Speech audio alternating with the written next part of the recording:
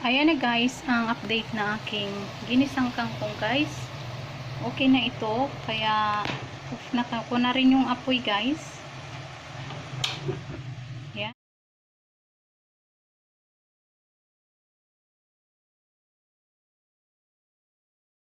Hello guys, ngayon naman ay maggigisa ako ng aking kangkong guys.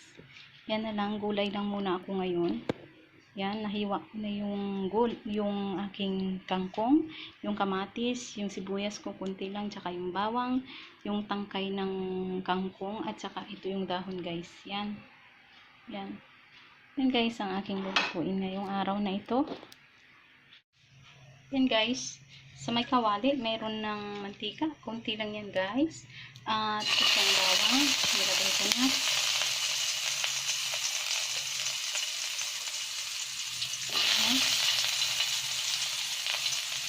Kaunti lang po guys, kasi kaunti lang din ang aking kangkong. Next, yung aking sibuyas, tsaka yung aking kamatis guys.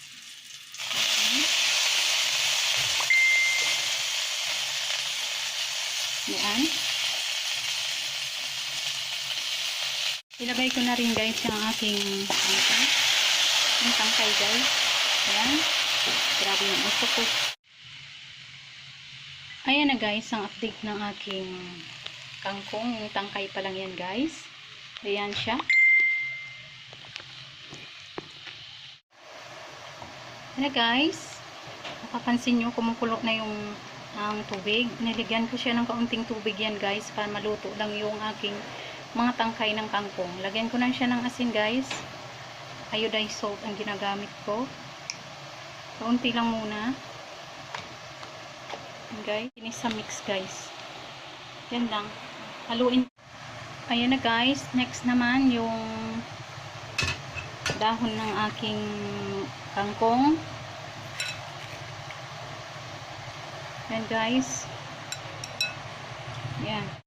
Ayan na guys, ang aking ginisang kangkong. Nailagay ko na sa may aking plato. Ayan guys. So, umuusok-usok pa. Wow. Kahit ito lang guys, okay na ako. Healthy pa. Thank you sa panonood guys. Try nyo rin itong luto. God bless. Ingat po tayong lahat.